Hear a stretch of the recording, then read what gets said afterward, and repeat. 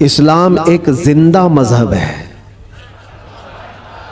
इस्लाम था, इस्लाम है और इस्लाम, इसमें किसी को शक नहीं है। कुरान पाक में भी रब ताला ने फरमाया, युरीदून लियुत्फिऊ नूर अल्लाहि बिअफ़वाहिहिम, लोग अपने मुंह के फूंक से अल्लाह का चिराग बुझाना चाहते हैं। वयअबल्लाहु इल्ला अन युतिम्मा नूरह, और अल्लाह तबारक व तआला इस चीज को होने नहीं देगा, वो अपने नूर को मुकम्मल करके रहेगा। दूसरी आयत में रब ताला फरमाता है, वल्लाहु मुतिम्मु नूरिही वलौ करिहल काफिरून, अल्लाह ताला अपने इस नूर को, नूर किसको कहा गया है? इस्लाम भी नूर है, कुरान भी नूर है और हुजूर की ज़ात भी नूर है। और इस नूर को रब तबारक व ताला सुबह क़यामत तक कायम रखेगा। वलौ करिहल काफिरून, काफिरों को अगरचे ये बात अच्छी ना लगती हो, किसी को अच्छी लगे ना लगे, लेकिन रब ताला इसको जिंदा रखेगा। पूरी हिस्ट्री अगर आप उठाकर देखें तो इस्लाम पर कभी ऐसा वक्त नहीं आया कि पूरे सफ़े हस्ती से इस्लाम ख़त्म हो गया हो, पूरा का पूरा मिट गया हो और उसके बाद फिर दोबारा इसको जिंदा किया गया हो। ऐसा कभी नहीं हुआ। हाँ, करबला ज़रूर हुआ है, बद्र और हुनैन भी हुए हैं, उहद और खंदक भी हुए हैं, चंगेज़ और ततारियों ने कत्ले आम भी किया है, तारीख में खून बहुत किया गया है, लेकिन कभी ऐसी चीज नहीं बता सकते कि पूरा का पूरा इस्लाम धरती से मिटा दिया गया, खत्म कर दिया गया। इम्पॉसिबल है, होगा भी नहीं और अब भी नहीं होगा। तो फिर आप सबको डर कर जीने की जरूरत क्या है? जब अल्लाह ने कुरान में यह वादा फरमाया कि सुबह क़यामत तक इसको रोशन रखेगा, तो नहीं मरोगे मेरे अजीज। इक्का दुक्का जो कुर्बानियां होंगी वो करबला वालों के सदक़े कबूल कर ली जाएंगी। कुर्बानियां जो होंगी, जो आज पेश की जा रही हैं, लेकिन इस्लाम था और इस्लाम है, इस्लाम रहेगा। इसकी हक्कानियत की बुनियाद पर यह जिंदा रहेगा, मुसलमानों की टोपियों से नहीं। तुम्हारे चलत फिरत की वजह से इस्लाम जिंदा रहेगा ऐसी गारंटी नहीं है। इस्लाम हक मजहब है, वो अपनी हक्कानियत की बुनियाद पर जिंदा रहेगा। कुरान अल्लाह का कलाम है, उसकी हक्कानियत की बुनियाद पर वो जिंदा रहेगा। ये तो हमारा और तुम्हारा इम्तिहान है कि हम इस पर कितने अमल करते हैं, हम इस पर कितने कारबंद रहते हैं, हम इस पर कितना यकीन करते हैं। आपसे मैं पूछता हूं, क्या इस्लाम के लिए जितने सीरियस हो आप, जितनी मोहब्बत करते हो, दिलो जान से चाहते हो, तो क्या इस्लाम के लिए आप हकीकत में सीरियस हो, हकीकत में मोहब्बत करते हो? अगर हकीकत में मोहब्बत करते हो तो क्या इस्लाम को अपने घर में भी पसंद करते हो? आप तो बोलेंगे कि हाँ, इस्लाम को मैं घर में पसंद करता हूं। अपनी जात पे इस्लाम को पसंद करते हो? सबसे बड़ी बात है, ये जिम्मेदारी की बात है कि जिस चीज से आप मोहब्बत करते हो वो चीज आपके घर में होना चाहिए। तो आप एक नजर जाकर देखें कि मेरे घर में इस्लाम नजर आता है या नहीं, मेरी औरत पर, मेरी बच्चियों पर, मेरी बहनों पर इस्लाम दिखता है कि नहीं दिखता। ये तुम्हारी जिम्मेदारी है। सड़कों पर इस्लाम जिंदाबाद के नारे लगाना और घरों से इस्लाम को दूर करना, ये नाइंसाफी है। या हम इस्लाम के साथ नाइंसाफी कर रहे हैं। अगर आपको इस्लाम पसंद है तो अपने घर में भी पसंद हो, अपने चेहरे पर भी पसंद हो, अपने लिबास में भी पसंद हो। लेकिन जो दुगली पॉलिसी आप उसको अमल कर रहे हो कि जुबान से इस्लाम के पसंद होने का नारा लगाते हो और जब अमल के मैदान में आए तो किसी और के अमल पर चल पड़ते हो। एक बात याद रखना ऐ नौजवानों, बहुत सारी आज ऐसी हरकतें मैं देखता हूं, ट्रेंड बनता जाता है किसी सेलिब्रिटी को देखना और उसके फैन हो जाना, दुनियावी एतबार से, इस्लामी एतबार से नहीं।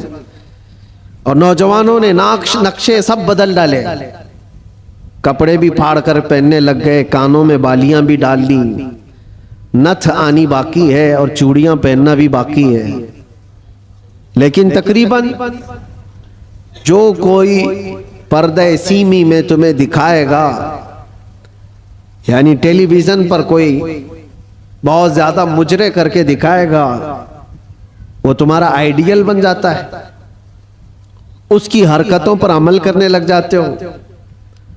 मैं फलां एक्टर का फैन हूं, कोई लड़की कहती है फलां एक्ट्रेस की फैन है, और सब कुछ वही चाहिए, कपड़े भी वही, किरदार भी वही, नाक नक्शा भी वही, सारी चीजें। एक बात याद रखना, जिसके अखलाक पर तुम अमल करके दुनिया में फैशनेबल कहलाना चाह रहे हो, वो तुम्हें कभी देखने नहीं आता, कभी नहीं देखने आता।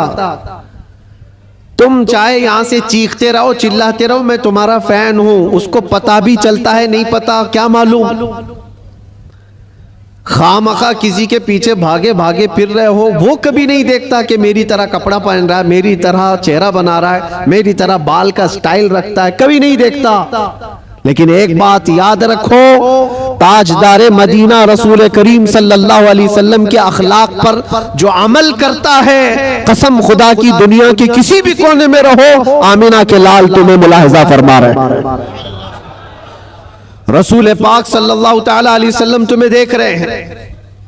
और ये बात इतनी प्यारी है, जिसको दिखाने के लिए तुम्हें करना चाहिए वो देख नहीं रहा दुनिया वाला, लेकिन रसूल मुख्तार सल्लल्लाहु ताला अलैहि वसल्लम की अगर एक सुन्नत पर कोई अमल करता है तो आका अपनी कब्र से देखकर मुस्कुराते हैं।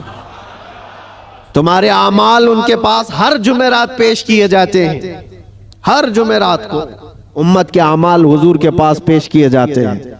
हुजूर पाक सल्लल्लाहु अलैहि वसल्लम फरमाते हैं, मैं अपने हर उम्मती को उसके बाप के नाम से पहचानता हूं, हर उम्मती को उसके बाप के नाम से पहचानता हूं। अब आप सोचो, कल जुमेरात है, हुजूर पाक सल्लल्लाहु अलैहि वसल्लम की बारगाह में फिर फरिश्ते हमारे हफ्ते भर के अमाल लेकर जा रहे होंगे, और सारी खबरें वहां पर पहुंचती हैं। अल्लाह के नबी सल्लल्लाहु ताला अलैहि वसल्लम फरमाते हैं, अगर अच्छे अमाल मेरे पास आए तो मैं खुश हो जाता हूं, अल्लाह का शुक्र बजा लाता हूं, और बुरे अमाल मुझ तक पहुंचाए जाते हैं तो गम होता है और मैं इस्तिग़फ़ार करता हूं। कितने जमाने तक हुजूर पाक सल्लल्लाहु अलैहि वसल्लम को गम पहुंचाते रहोगे, कब तक?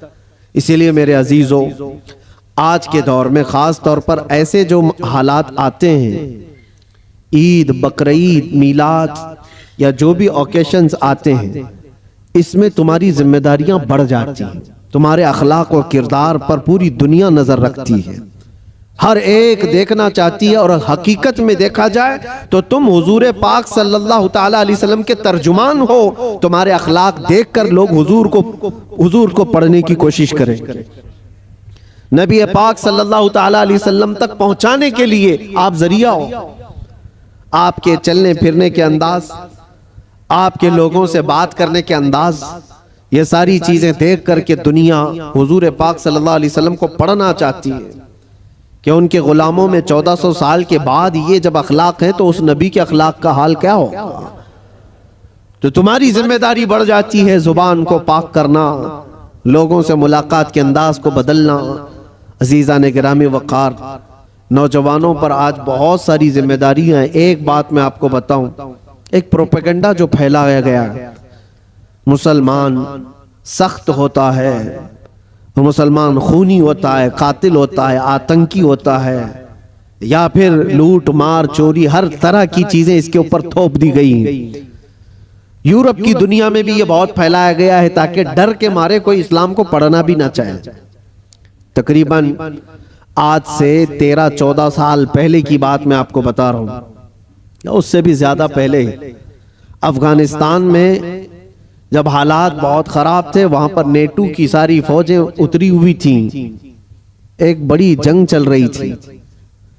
उस वक्त अमेरिका की रहने वाली एक न्यूज रिपोर्टर, लेडी है, औरत है, वो हालात का मुआयना करने के लिए अफगान आई थी।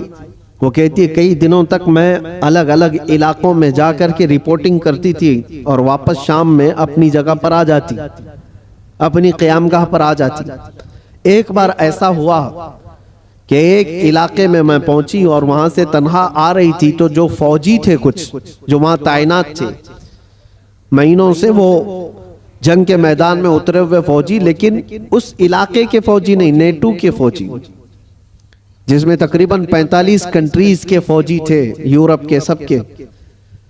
उन फौजियों में से 2 फौजियों ने इसको पकड़ लिया, इस औरत को, और इसके साथ कुछ गलत करने के इरादे से वो एक अंधेरी जगह पर उसको खींच रहे थे, ले जा रहे थे। शाम का वक्त था। इत्तेफाक ऐसा कि 2 नौजवान मस्जिद की तरफ जा रहे थे, मोमिनीन में से 2 नौजवान वहां से गुजर रहे थे। तो वो 2 नौजवानों ने अचानक जब ये हालत देखी कि एक खातून को जोर जबरदस्ती पकड़ करके कुछ लोग घसीट रहे हैं, तो उन्होंने आवाज लगाई और ताकतवर पठान लोग थे, हमला आवर हुए। तो फौजी चूंकि गलत नीयत से उसके साथ बदतमीजी कर रहे थे, छोड़ करके भाग गए जब तक उस औरत के कपड़े उपड़े फटे हुए थे, हालत बुरी थी। लेकिन ये 2 नौजवान मुसलमान थे, दाढ़ी टोपी वाले, उस खातून को वहां से आजाद कराया और अपने तरफ ले लिया, अपने पास ले लिया। ये खातून कहती है कि मुझे तो ज्यादा डर लग गया कि ये वहशी मुसलमानों के हाथ में आ गई, अब पता नहीं क्या करेंगे, सीधे ज़बह करते हैं लोग। क्योंकि बचपन से प्रोपेगेंडा दिमाग में था, अमेरिका की रहने वाली, उसके दिमाग में यही सारी चीजें भरी गई थी। मुसलमान सख्त होता है, कातिल होता है, आतंकी होता है, लुटेरा होता है, न जाने क्या क्या चीजें फैलाई गई हैं।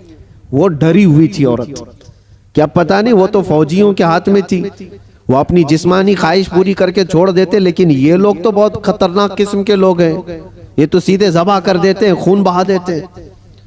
डरी सहमी हुई उन 2 नौजवानों के हाथ में तो आ गई, लेकिन वो 2 नौजवान लेकर गए, एक कमरे में इस खातून को बंद कर दिया और ताला लगा दिया, बंद कर दिया। ये डरी थी शायद मेरी मौत का कोई परवाना आने वाला है या कुछ भी मेरे साथ किया जा सकता है, या हो सकता है मुझे किडनैप करके हमारे मुल्क से कुछ मेरे बदले में मांगने वाले हो।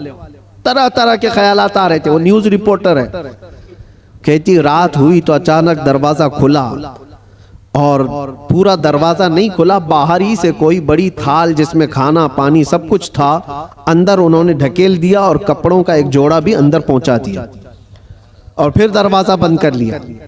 मुझे जो जरूरत थी वो खाने पीने की थी और कपड़े बदलने की थी, कपड़े फटे हुए थे, मैंने कपड़े भी तब्दील कर लिए, खाना पानी भी हो गया। दूसरे दिन भी बराबर वक्त पर दरवाजा थोड़ा सा खुलता और खाना आ जाता, फिर बंद हो जाता, जो जरूरत की चीज थी। लेकिन कोई जवान अंदर नहीं आ रहा है, कोई जवान अंदर नहीं आता, दरवाजा बाहर से बंद होता है।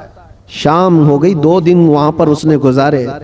उसके बाद वो कहती है कि उसके सिफारत खाने के लोग, उसके एम्बेसी के जिम्मेदार लोग आए उन नौजवानों के साथ। जब दरवाजा खोला और उनकी जुबान में, उसी औरत की जुबान में बात किया और कहा कि हम तुम्हारे सिफारत खाने से आए हैं, इन नौजवानों ने आकर हमें ये इत्तिला दी कि फला मुल्क की इस तरह की एक खातून मजलूम थी, हमने उसको पनाह दिया है, उसकी हिफाजत की है, आप आए अपनी औरत को ले जाएं और उसके मुल्क तक सही सलामत पहुंचाएं।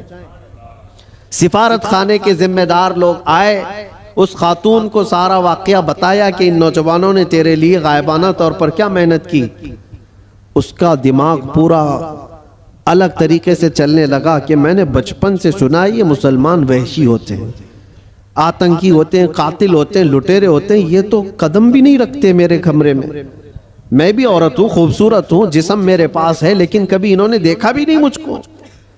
3 दिन उनके पास गुजारी और उसके बाद जब सिफारत खाने के लोग जिम्मेदार आए और उसको आज़ाद करवाया, वहां से ले जा करके वो उसके वतन तक पहुंचाया। वहां जाने के बाद उस खातून ने जो रिपोर्ट तैयार की, पूरी अपने सफर की रुदात लिखी, सारा सफर लिखा और इस हादसे को भी लिखा, और फिर ऐलान किया जो मुझे पढ़ते हैं, जो मुझे सुनते हैं, वो गवाह हो जाएं कि मैं इस्लाम को कबूल करती हूँ। इससे बेहतर मेरी इज्जत की हिफाजत मुझे कहीं और नजर नहीं आती। इसलिए कि औरतों की असल हिफाजत और उनकी इज्जतों की देखभाल अल्लाह करीम ने जो फरमाया और उसके नबी रसूल करीम सल्लल्लाहु अलैहि वसल्लम ने जो फरमाया, वो आज भी ईमान वालों के अंदर मौजूद है। नौजवानों, तुम्हारे अखलाक लोगों के लोगों के लिए रसूल पाक का तर्जुमानी का काम करते हैं, उनके एम्बेसडर हो आप। और ख़ास तौर पर रमज़ान में आप देखना कई मोहल्लों में जहाँ तुम्हारी शब्बाशी हो रही होती है, रात की रौनकें, और इस शहर में ख़ास तौर पर जो चकाचौंध रोशनी है इसको देखने के लिए बहुत सारे लोग आते हैं, बल्कि दूसरे ही ज़्यादा आते हैं।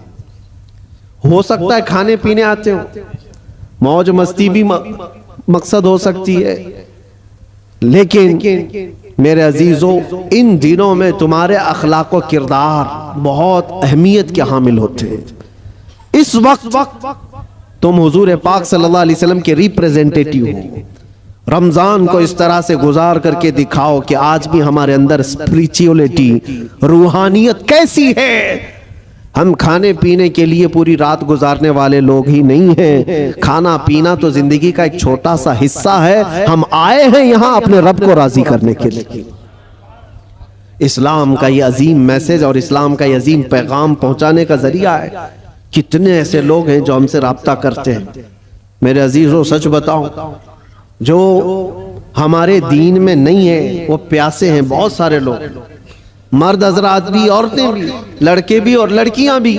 दूर दराज से वो किसी न किसी तरह से कांटेक्ट करने की कोशिश करते हैं कि हमारी रूह बहुत प्यासी है, हमारी रूह बहुत प्यासी है। और हम अपनी रूह की सैराबी ढूंढते ढूंढते उम्र बिता चुके हैं, लेकिन हमने आपके बयान सुने या फिर इस्लाम की ये सारी चीजें देखी हैं तो रूह को सुकून सा नजर आता है, सुकून सा नजर आता है।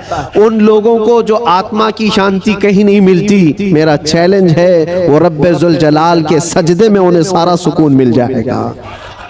इसलिए कि बनाया हुआ पालनहार हकीकी का ये जिस्म है, अल्लाह का बनाया हुआ ये जिस्म है। और उसी ने कुरान में ये फरमाया, अला बिज़िक्रिल्लाहि तत्मइन्नुल कुलूब, आगाह हो जाओ अल्लाह के जिक्र में ही तुम्हारे दिलों का सुकून है, अल्लाह के जिक्र में तुम्हारे दिलों का इत्मीनान है। और ये इत्मीनान करने के लिए तो रमजान है। आप देखना यहां से उसी आदमी का भागने का मन करता है मस्जिद से जिसका दिल काला हो चुका होता है, जिसका दिल पत्थर से सख्त हो गया हो। वो गिन रहा होता है, घड़ी की सुइयां देख रहा होता है कि कब उठूं यहां से भागूं। लेकिन जिसका दिल अल्लाह से लग गया है वो तो जोहर के बाद असर का इंतजार कर रहा होता है, क्योंकि हदीस पाक में हुजूर सल्लल्लाहु अलैहि वसल्लम ने ये फरमाया है कि 7 लोग ऐसे हैं जिनको कयामत के दिन भी अल्लाह अपने अर्श का साया अता फरमाएगा। वो 7 लोगों में से एक ऐसा आदमी है, रजुलुन तअल्लक़ क़ल्बुहु बिल मसाजिद, ऐसा आदमी जिसका दिल हमेशा मस्जिद में लटका हुआ रहता है। दिलों का सुकून रब्बे जुल जलाल के हुजूर है, और ये पूरी दुनिया को बताने की भी जरूरत है। आज नफ्सा नफ्सी का दौर है, मादियत परस्ती है। लोग आज चाहे वो जितने भी चमत्कार देख करके भागें, लेकिन मेरा एक यकीन है मेरे अजीजों, रूह का सुकून उन्हें कहीं नहीं मिलता। पैसे भी बर्बाद किए हुए बहुत सारे लोग हैं, दौलत को बेहिसाब खर्च करके अपना हराम ढूंढने वालों को भी मैं जानता हूं, लेकिन फिर भी उनको वो रूहानी सुकून नहीं मिलता। क्योंकि हमें यकीन है कि ये पूरी जो बॉडी है, ये पूरा जो जिस्म है, किसी और ने नहीं बनाया, अल्लाह रब्बुल इज्जत ने बनाया, और वही बेहतर जानता है। और उसी की तरफ से अगर कल्ब को सुकून मिला तो मिल सकता है, बाकी कोई ताकत तुम्हें सुकून नहीं दे सकती, कोई ताकत नहीं। कोरिया का एक शख्स बहुत मालदार, बल्कि मैं आपको बताऊं मुल्क का ऐसा मालदार जो मुल्क की हुकूमतें बदल देता।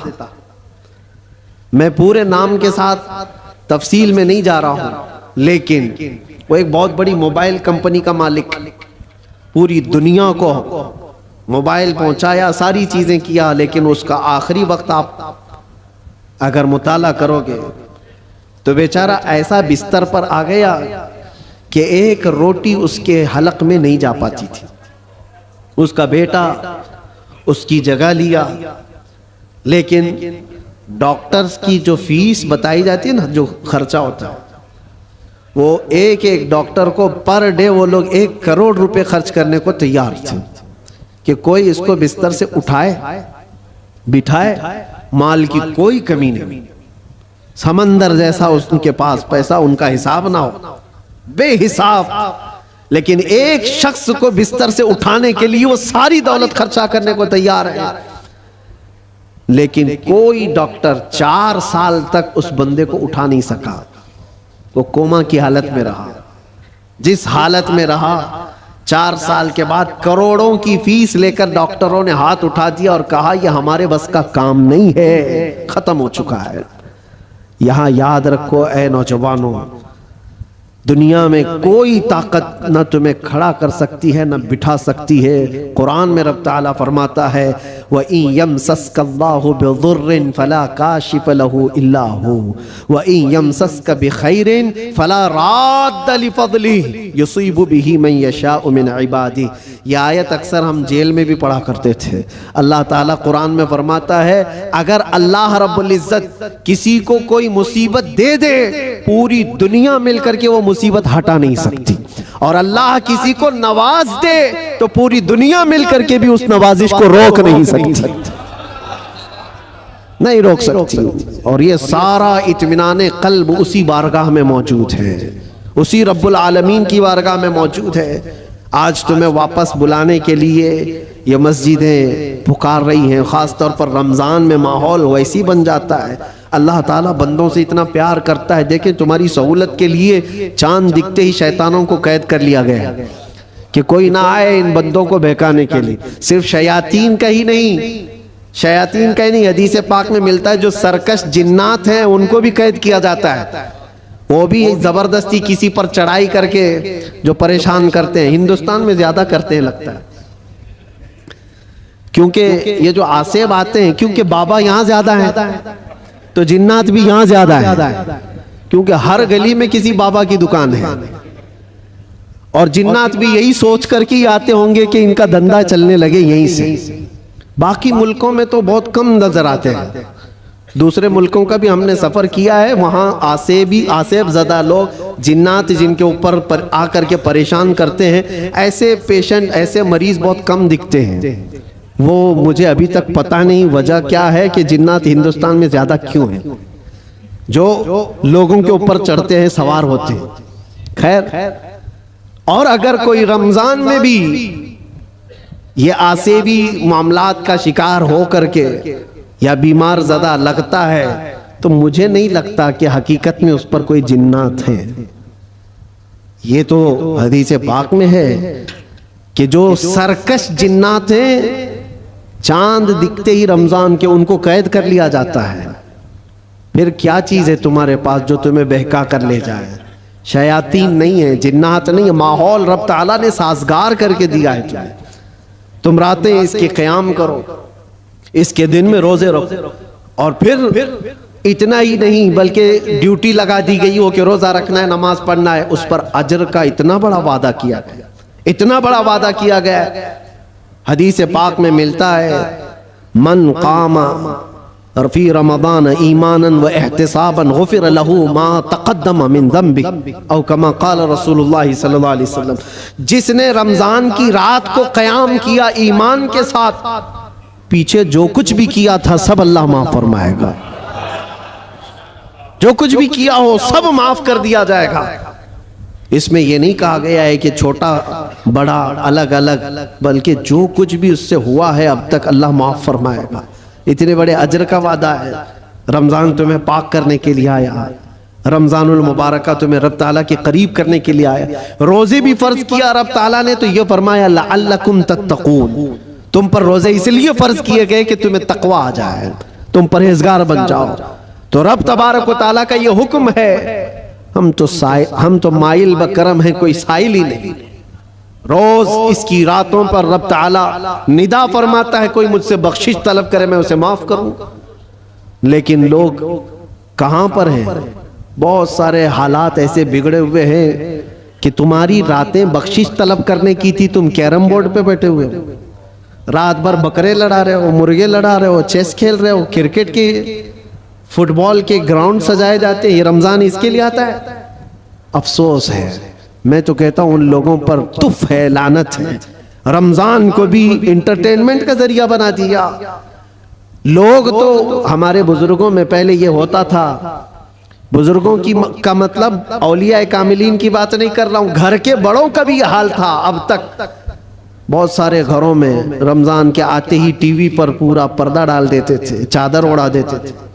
बहुत सारी चीजें, रमजान आ गया है घर की सफाई हो जाती थी, रमजान आ गया है कोई ऐसी चीजें ना रखी जाए घर के अंदर, बहुत सारे एहतमाम होता था।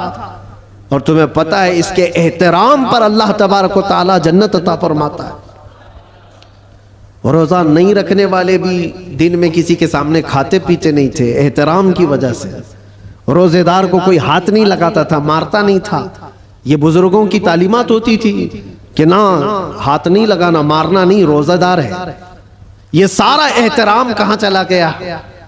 उसकी वजह यह है मेरे अजीजों कि तुम अगर इस रमजान को भी बेएहतरामी में गुजारोगे तो ये रमजान कल क़यामत के दिन तुम्हारे खिलाफ मुकदमा करेगा अल्लाह की बारगाह में कि अल्लाह मैं इसके घर गया था मगर इसने मेरी तौहीन की है, मेरी इसने बेहुरमती की है। और हुजूर पाक सल्लल्लाहु अलैहि वसल्लम फरमाते हैं क़यामत के दिन जिसके खिलाफ रमजान खड़ा हो गया उसको दोज़ख में जाना जरूरी हो जाएगा। रमजान अगर किसी के खिलाफ खड़ा हो गया तो अपने खिलाफ रमजान को खड़े होने ना दो, अपनी हिमायत में खड़े होने दो। कल रमजान आए क़यामत के दिन और तुम्हारी सिफारिश करे कि मौला ये मेरी रातों को जागता था, ये मेरे दिन को तिलावत कुरान करता था, रोजे रखता था, गुरबा और मसाकीन में खैरात करता था, तुम्हारी नेकियों की गवाही खुद रमजान देगा। और हुजूर ने यह भी फरमाया कि जिसके हक में कुरान और रमजान सिफारिश कर दे उसका जन्नत में जाना वाजिब है। अजीज़ान गिरामी वक़ार, बस मैं खुलासा कलाम सिर्फ इतना अर्ज करना चाहूँगा कि दीन जो तुम तक पहुँचा है इस चीज़ पर आज ख़ास तवज्जो के साथ मैं अर्ज करना चाहता हूँ। ये बड़ी मशक्क़तों के साथ तुम तक पहुँचा हुआ है। ये नहीं कि फूलों की सेज पर सज कर तुम्हारे घर में आ गया, बहुत मशक्क़तें उठाई गई हैं इसके पीछे। दीन तुम्हारे घरों तक जो पहुँचा है, ये अज़ानें जो सलामत हैं, ये जो नमाजों की रूहानियत और ये जो नूरानियत बाकी है, इस पर बुजुर्गों की कुर्बानियां हैं, बहुत सारी कुर्बानियां हैं। इस दीन के इस असल चेहरे को बाकी रखना आज हर जवान की जिम्मेदारी है। तुम क्या समझते हो यहाँ माइक पर बैठे हुए मौलाना साहब इनकी जिम्मेदारी है इस्लाम की तबलीग करना? बल्कि हर मुसलमान पर यह जिम्मेदारी है वो अपने अखलाक व किरदार से इस्लाम का रिप्रेजेंटेटिव है। तुम्हारी जिम्मेदारी है इसको सही सलामत बचा रखना अपने घरों में। दूसरे क्या क्या कर रहे हैं इसकी तरफ अभी छोड़ दो, कीड़े वैसे ही मर जाएंगे। मौसम पर कीड़े आते हैं, होता है ना, कोई एक मौसम आता है बारिश से पहले बहुत कीड़े दिखते हैं, कोई इलाज ही नहीं होता। क्या किया जाए क्या किया जाए, उनका इलाज इतना ही होता है मौसम जाए तो खत्म ही होते हैं। वैसे ही इस्लाम के मुतालिक, कुरान के मुतालिक, नबी पाक सल्लल्लाहु अलैहि वसल्लम की ज़ात के मुतालिक हर्जा सराई करने वाले, दुश्मनी पैदा करने वाले हर ज़माने में आते हैं, लेकिन उनका एक ख़ास मौसम होता है। उसके बाद फिर इस्लाम उसी आबो ताप के साथ चमकता रहता है। इस्लाम वैसे ही चमकता रहेगा। न इसको चंगेज हिला पाया, न इसको हलाकू हिला पाया, न इसको बड़े बड़े ताकतवर हिला पाए। 50 लाख लोगों का जिसने कत्ल किया, चंगेज वगैरह जो तारीख आप देखें, 50 लाख से ज्यादा लोगों का कत्ल जिन्होंने किया, यही सोच करके किया था ना इस धरती से पूरा मिटा दिया जाए, सफ़हस्ती से खत्म कर दिया जाए। हैरत की बात है जिस फौज ने बगदाद पर हमला किया था वही फौज दायरे इस्लाम में दाखिल हुई थी। जिसको इकबाल ने कहा था हरम को मिल गए पासबां सनम खाने से, हरम को मिल गए पासबां सनम खाने से। रब तबारक व तआला उन्हीं के दरमियान ईमान की हिदायत अता फरमा दी। ये होता रहेगा, ये इस्लाम का लहलहाता हुआ पौधा सलामत रहेगा। और लोग जिस तरह के आज हालात जो इन्वायरमेंट क्रिएट किया गया है, इससे तुम्हारा इम्तिहान है, तुम घबरा करके अब तुम क्या चाहते हो। एक सवाल मैं करता हूं, इस्लाम में हो तो इस बात पर तुम्हें कभी गिल्टी फील होता है, कभी शर्म महसूस होती है? कभी शर्म महसूस होती है कि मैं मुसलमान हूं? नहीं शर्म आती है तो फिर टोपी क्यों छुपाते हो? अगर शर्म नहीं आती है तो फिर दाढ़ी क्यों निकाल फेंकते हो? क्यों? अगर तुम्हें इस्लाम पर कायम रहने में फख्र महसूस होता है तो खुल करके इस्लाम पर अमल करो, खुल करके। इस्लाम किसी जराइम पेशा लोगों का अड्डा नहीं है, पूरी दुनिया को अच्छे अखलाक सिखाने वाला एक मुकम्मल दीन है। पूरी दुनिया को अखलाक सिखाने वाला यह दीन है। तो मुझे शक क्यों है इस बात पर? बहुत सारे लोग अभी आए काएं करते हुए न्यूट्रल बनते हैं। मैं देख रहा हूं जब कभी कोई सवाल आ जाए तो कुछ दानिश्वर बन करके बैठते हैं और फिर एक न्यूट्रल बातें, एक सेक्युलर बातें करते हुए वो ये महसूस कराने की कोशिश करते हैं कि हम ये नहीं समझते, इस्लाम में ये चीज़ नहीं है, वो चीज़ नहीं है, ये बुजुर्ग इस्लाम में नहीं, वो बुजुर्ग इस्लाम में नहीं। सिर्फ इसलिए वो कर रहे हैं कि दूसरों को कुछ खुश करें। उन बेवकूफ़ों को मैं बताना चाहता हूं जो कुर्सियों पर बैठकर डिबेट करते हैं और सेकुलर बनने की कोशिश करते हैं। याद रखो, तुम अपनी नाक काट करके भी नीचे रखोगे तो वो कभी राजी नहीं होने वाले, कभी राजी नहीं होंगे। 10 लाख साल भी तुम पुकार करके उनकी जूतियां चाटते रहो, राजी नहीं होंगे। राजी करना है तो अल्लाह और उसके रसूल को राजी करो। हम जिसके लिए दुनिया में आए हैं, हम जिसके लिए दुनिया में आए हैं, हमें अल्लाह तबारक व तआला ने हुक्म क्या फरमाया? वमा उमिरू इल्ला लियअबुदुल्लाह मुखलिसीन लहुद्दीन। लोगों को यह हुक्म नहीं दिया गया मगर सिर्फ इतना कि इबादत करें तो सिर्फ अल्लाह की रजा के लिए, लोगों को दिखाने के लिए नहीं। वो कभी दुनिया राजी नहीं होगी यार, एक बात याद रखिए, कभी राजी नहीं होगी। तुम चाहे जिस तरह के भी बन जाओ, दुनिया तुमसे राजी नहीं होगी। हम बचपन में एक चीज पढ़ते थे, एक शोहर और बीवी गधा लेकर जा रहे थे। शोहर अपनी बीवी को बिठाया गधे पर और लेकर चल रहा था। बेचारा लेडीज फर्स्ट वाले फार्मूले पर अमल कर रहा था कि पहले औरतों को होना चाहिए, लेकिन मोहल्ला छोड़ने वाला थोड़ी ना है। कट्टे पे बैठे हुए सब कमेंट पास करने लगे, जोरू का गुलाम जा रहा है, बीवी का गुलाम जा रहा है। एक हकीकत चीज है। और ये सुन करके उसको बहुत बुरा लगा और उसकी औरत को उतार दिया, तू उतर जा, मैं बैठूंगा। वो बैठ गया, औरत उसका रस्सी पकड़ करके चलने लगी। आगे गया था, दूसरे मोहल्ले वालों ने पुकार कर कहा, जालिम आदमी औरत को चला रहा है, खुद बैठा हुआ है। उसके बाद उसने कहा कि रहने दो, दोनों बैठ जाते हैं। दोनों बैठ गए तो तीसरा एक मोहल्ला आया और कहा, कितने जालिम है, एक सवारी है, दो बैठे हुए हैं। वो बेचारा गधा झुका जा रहा है, उस पर रहम नहीं करते लोग। कहा कि दोनों उतर जाते, खाली लेके चलते हैं। चौथे मोहल्ले वालों ने कहा, पागल लोग हैं, सवारी है फिर भी चल के जा रहे हैं। करे तो क्या करे आदमी, एक बैठे तो लोगों को तकलीफ, दो बैठे तो लोगों को तकलीफ, ना बैठो तो तकलीफ। ये कोई एक लतीफा नहीं, दुनिया का मिजाज यही है। तुम टोपी पहनो तो तकलीफ, दाढ़ी रखो तो तकलीफ, सब निकाल कर नंगे फिरो तो भी तकलीफ। दुनिया कभी तुमसे राजी नहीं होती। हाँ, एक फार्मूला याद रखो, जैसे हो तैसे हो, फटे पुराने कपड़े ही क्यों ना हो, एक सजदा करो, मौला राजी हो जाता है। एक सजदा करो, मौला राजी हो जाता है। इसी को इकबाल ने कहा था, वो एक सजदा जिसे तू गिरा समझता है, 1000 सजदों से देता है आदमी को नजात। जगह जगह झुकने से तो बेहतर है, लोगों को राजी करने से तो बेहतर है कि मौला को राजी करो। इसलिए कि कुरान में क्या पढ़ा है आपने, इन्ना लिल्लाही व इन्ना इलैहि, जिसका तर्जुमा क्या होता है, हम अल्लाह के लिए हैं और अल्लाह ही की तरफ लौटने वाले। हर मरने वाले के देख करके पढ़ते हैं कि नहीं पढ़ते?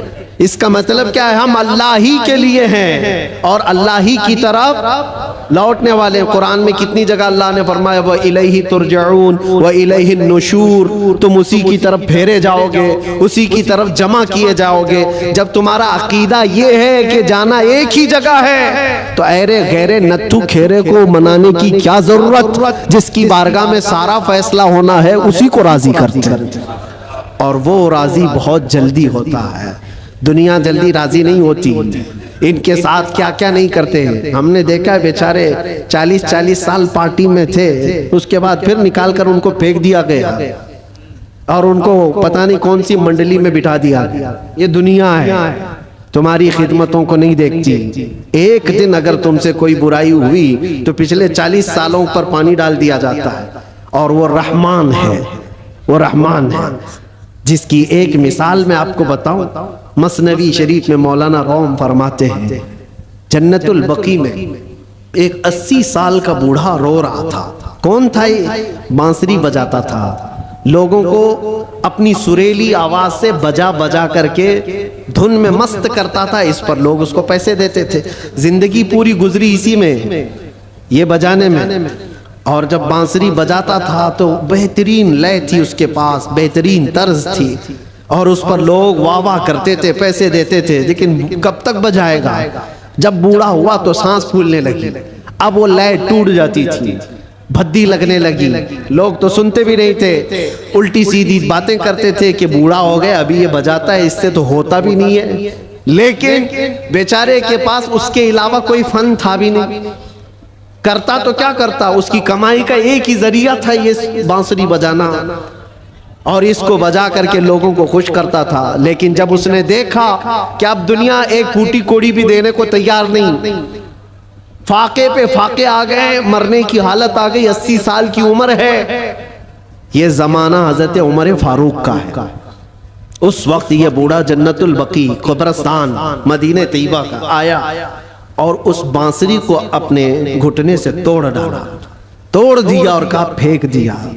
कहा ऐ खालिके कायनात, तूने मुझे पैदा किया, लेकिन अगर मेरे हिस्से में रिस्क नहीं है तो मुझे मौत दे, मैं कब्रिस्तान में खड़ा हूं। मैं अब किसी और पर बोझ ना बनूं, मैं यहीं मरूं और यहीं सो जाऊं, मुझे माफ कर दे मौला। वो रोता रहा। जब हालात का मारा हुआ आदमी मौला की बारगाह में रोता है ना तो उसका दिल भर आता है। हालात का मारा हुआ जब रोता है तो उसके रोने की आवाजें आसमानों को चीर देती हैं। तुम्हें अंदाजा नहीं, यूं ही रोने वाला अलग है, लेकिन हालात से मारा हुआ दिल का टूटा हुआ जब रोता है तो उसकी आवाजें सातवें आसमान के ऊपर जाती हैं।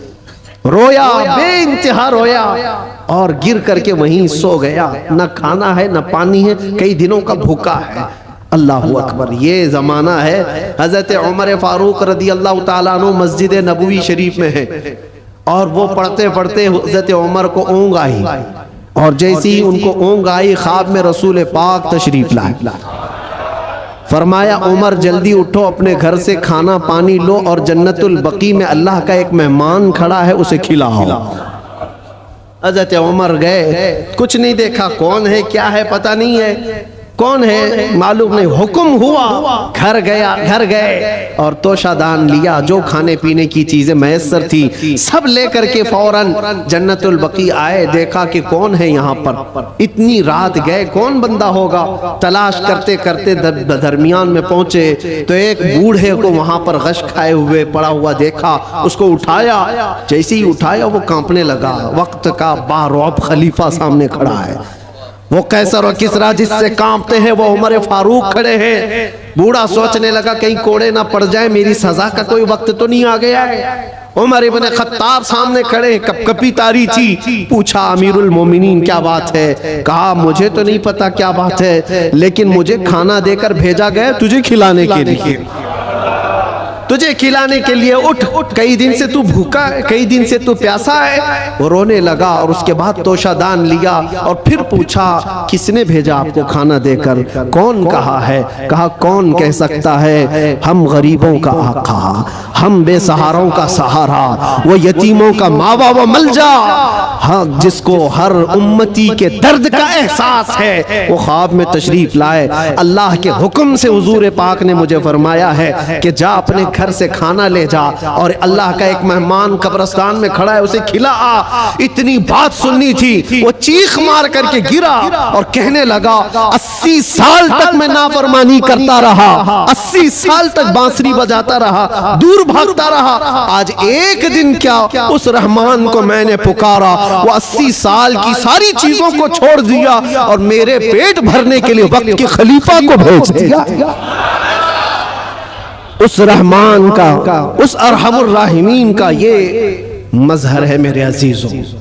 आप क्या समझते हैं दुनिया को मनाते रह जाओ, नहीं मानती, ये झूठी है, मक्कार है, अय्यार है, दगाबाज है। शहद दिखाए जहर पिलाए, कातिल डाइन शोहर कुछ, इस मुर्दार पे क्या ललचाए, दुनिया देखी भाली है। सुना जंगल रात अंधेरी छाई बदली काली है, सोने वालों जागते रहियो, चोरों की रखवाली है। आंख से काजल साफ चुरा ले, या वो चोर बला के हैं, तेरी गठरी ताकी है और तूने नींद निकाली है, वो तो निहायत सस्ता सौदा बेच रहे हैं जन्नत का, हम मुफलिस क्या मोल चुकाएं, अपना हाथ ही खाली है। अजीज़ाने गिरामी वक़ार, मैं सिर्फ इतनी बात कहना चाहता हूँ कि तुम्हारे पास जो दीन का खजाना है, जो इस्लाम पहुँचा है, और ख़ास तौर पर सुन्नियों को मैं बार बार ये कहता हूँ कि तुम्हारे पास दुनिया की इतनी बड़ी दौलत है, इतनी बड़ी दौलत है जिसको आप कंपेयर नहीं कर सकते किसी और चीज़ से। उस दौलत का नाम है इश्क़ रसूल पाक। सुन्नियों के सीनों में ये मौजूद है। वो अपने नबी पाक सल्लल्लाहु अलैहि वसल्लम का नाम आता है तो अंगूठे चूम करके आंखों से लगा लेते हैं, बगैर किसी को बताए। नबी के नाम पर आज पूरी दुनिया भी, आपको पता है, नामों से रिसालत का कोई मसला आए और इस पर कोई आवाज उठे और कोई बेकाबू हो सकता है तो दुनिया को मालूम है वो सुन्नियों की जमात ही बेकाबू होती है। क्यों? इनको पता है, पूरी दुनिया जानती है ये अपने नबी पाक सल्लल्लाहु अलैहि वसल्लम के लिए जो जज्बा रखते हैं दिल के अंदर, वो ऐसा जज्बा है, जान है वो। हमारा जज्बा क्या है? जान है वो, और जान है तो हाँ, जान है हमारे लिए। और फिर हमारा मानना तो ये है, वो जो न थे तो और वो जो न हो तो, हमारी जिंदगी में हुजूर ना हो तो कुछ नहीं, हमारी पूरी हयात, हमारी पूरी लाइफ, ये जो खजाना तुम्हारे पास है ये बहुत कीमती है, बहुत कीमती है। इसी को आला हजरत ने कहा है, आंख से काजल साफ चुरा लेंगे। आंख से काजल चुराया जाता है क्या? ये जो लगा हुआ शीशी का काजल है नहीं, ये इस्तिआरा है। शेर में कहा गया, मोमिनो तुम्हारे पास जो आंख का काजल है वो इश्क रसूल है, तुम्हारी आंखों का वो नूर है। और बहुत सारे भेड़िए घूम रहे हैं उसी काजल को चुराने के लिए। तुम्हारे दिलों से वो निकाल लें, तुम्हारी आंखों से वो निकाल लें। और बेचारे कितने तो बहक गए, चोरी हो गए और चोरों के हाथ में गिर गए और दिलों के अंदर से हुब्बे मुस्तफा निकलती चली गई।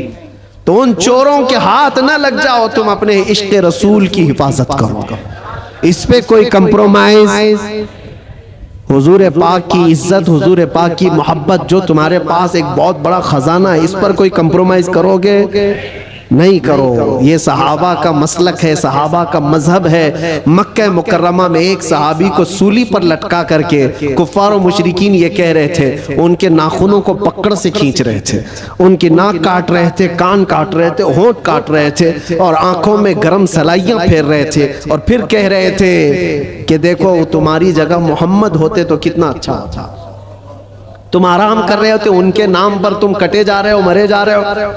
सब कट चुका था, तब जोश में वो सहाबी बोलने लगे, खबरदार, मेरे जिस्म के अभी 1000 टुकड़े हो जाएं मैं बर्दाश्त करूंगा, उस नबी पाक के तलवे में कांटा भी चुभे ये मुझे गवारा। ये दौलत जिसकी हिफाजत ये सहाबा का मसलक है, ये सहाबा का मजहब है, जिसके तुम अमीन हो, जिसके तुम अमानतदार हो। आज पूरी दुनिया वो चीज खींचना चाहती है। हालात जो कुछ भी हो, जब भी हुजूर पाक की मोहब्बत की बात आए, सारी चीजें एक तरफ, मेरे नबी की जात एक तरफ। और फिर मैं उसी पर आकर गुफ्तगू खत्म करता हूँ। मेरे अजीजों, मनाना है तो अल्लाह और उसके रसूल को मनाओ। दुनिया कभी तुमसे न मानेगी, ये कभी नहीं मानी थी। और जिन्होंने इनकी गुलामी की है वो आज देख रहे हैं उनकी हालत क्या है। वो ऐसी हालत हो गई, धोबी का कुत्ता, न घर का न घाट का। इधर के भी नहीं रहे, उधर के भी नहीं रहे, जिन्होंने गुलामी की है इस तरह से अपनी जिंदगी ना गुजारो। कुछ तो उनको राजी करने के लिए गए थे बेचारे, नाम भी बदल लिए, कपड़े भी बदल लिए, सब कुछ करके देख लिया, लेकिन वो बड़े खूंखार लोग हैं। वो दूसरी कास्ट को बर्दाश्त नहीं करते, तुझे कहां से बर्दाश्त करे। लात मार के भगाया है। कई जगहों पर ये हालात तारीख में पढ़ते आओ। इसलिए राजी करना हो तो अल्लाह उसके रसूल को राजी करो। और वो अभी मैंने वाकया बताया है, कितनी जल्दी मौला राजी होता है, कितनी जल्दी मौला राजी होता है। यहाँ तक कि एक हदीस और सुन लो, हुजूर पाक सल्लल्लाहु अलैहि वसल्लम महवे ख्वाब थे, आंखें बंद थी और उसके बाद अचानक मुस्कुराने लगे और इतनी जोर से कि आपके दंदाने मुबारक नजर आए। सहाबा ने पूछा, या रसूल अल्लाह सल्लल्लाहु अलैहि वसल्लम क्या बात है? तो हुजूर ने फरमाया, अल्लाह करीम एक मिसाल में मुझे बयान फरमा रहा है। क्या चीज है? हुजूर फरमाते, मैं तुमसे पूछता हूँ, सहरा में कोई आदमी अपनी ऊँटनी लेकर साजो सामान के साथ जा रहा हो, सहरा डेजर्ट में, और डेजर्ट का हाल ऐसा होता है कोई रास्ता ही नहीं मिलता, अगर भटक गया तो मौत भी हो जाती है, जिसको मौजे सुराब कहते हैं। हर तरफ चमकता हुआ पानी दिखता है और जहां जाता है वो रेत होती है, बालू होती है, और इसी भटकने के आलम में उसकी मौत भी हो जाती है। बहुत सारे सहरा की मौत अरब वाले जानते हैं। हुजूर पाक सल्लल्लाहु अलैहि वसल्लम साहबा से पूछते हैं, अगर कोई बंदा सहरा का सफर कर रहा है, साथ में खाना पानी और ऊँटनी साथ में सफर के सवारी है, लेकिन बीच रास्ते में एक जगह पहुंचा जहां उसे नींद आई और सो गया, उसकी ऊँटनी भी गायब और उसका साजो सामान भी खत्म। जब उठा तो परेशान। अब ये अरब के लोग बेहतर जानते हैं, सहरा में किसी के खाना पानी खत्म हो जाए, सवारी चली जाए तो उसका क्या हाल। वो बंदा जब नींद से उठा तो हर जगह ढूंढा, उसकी ऊँटनी कहीं नहीं मिली, उसका खाना पानी कहीं नहीं मिला, हर जगह से ढूंढ ढूंढ कर थक गया, मौत के करीब था, मौत के करीब था। फिर अचानक उसको नींद लगी। एक दिन गुजरा कि 2 दिन, जो भी है, मौत के करीब था, नींद आ गई। थोड़ी देर के बाद आंख खुली तो उसकी ऊँटनी भी सामने है, खाना भी सामने है। अब सुनो, ये मिसाल है। हुजूर पाक सल्लल्लाहु अलैहि वसल्लम फरमाते हैं साहबा से, ऐ मेरे साहबा बताओ, उस सहरा में चलने वाले मुसाफिर को कितनी खुशी होगी अपना खोया हुआ ऊँट मिल जाए, अपना खोया हुआ खाना मिल जाए, उसकी जान में जान आए, कितनी खुशी होगी। साहबा कहते हैं, या रसूल अल्लाह, उसकी जिंदगी की सबसे बड़ी खुशी है वो कि मौत के मुंह में जा चुका था, लेकिन वापस उसका खोया हुआ ऊँट भी मिला, खाना भी मिला, उसकी खुशी को तो कोई नहीं पहुंच सकता। हुजूर पाक सल्लल्लाहु अलैहि वसल्लम फरमाते हैं, बिला तशबीह व बिला तमसील, ये मिसाल के लिए हुजूर ने फरमाया, ऐ मेरे सहाबा, जब एक बंदा भटक जाता है, गुनाहों में लग जाता है, और फिर जिस दिन वो तौबा करके वापस आता है, उस मुसाफिर को जितनी खुशी नहीं हुई, मौला को उससे ज्यादा खुशी होती है। मेरा भटका हुआ बंदा मेरे पास वापस आ गया है, मेरा भटका हुआ बंदा मेरे पास वापस आ गया। रब तबारक व तआला खुशी का इजहार फरमाता है। इसलिए नौजवानों, रब तबारक व तआला की रहमत तो तुम्हें थामने के लिए हमा वक्त है, हमा वक्त तैयार है, लेकिन आप इससे दौड़े दौड़े भाग करके इन रातों को अगर कैरम में, मुर्गे लड़ाने में, बकरे लड़ाने में और दुनिया भर के एंटरटेन में गुजारते हो, तो ये कितनी बड़ी बदनसीबी है। उस रब तबारक व तआला के हुजूर हाजिर होकर के अपनी बख्शिश तलब करो। बस इसी के साथ मैं खात्मा करता हूँ अपनी गुफ्तगू का। और एक बात, इस्लाम और दीन जो तुम्हारे घरों में, इसकी हिफाजत तुम्हारे कंधों पर है। हर घर में जिम्मेदारी है, अपने बच्चों को ये सिखा करके जाओ, दीन हमारे घर में जो आया है वो इंटरनेट से नहीं आया है, ये बुजुर्गाने दीन का फैज़ और करम है जो हम तक ये दीन पहुंचा है। उनके तौर तरीकों को जिंदा रखो। ये जो हमारी मस्जिदों में गाहे बगाहे ये प्रोग्राम है, रात के रमजानुल मुबारका की ता कराते हैं, शबे मीलाद, जो भी है, ये दीन का चेहरा बाकी रखने की कोशिश की गई है, इसको जिंदा रखना हमेशा। इसलिए कि इंटरनेट पर भी बहुत सारे चोर आए हुए हैं, नए नए चीजें ला करके तुम्हारे ईमान को लेना चाहते हैं, आंख से काजल साफ चुरा लेंगे।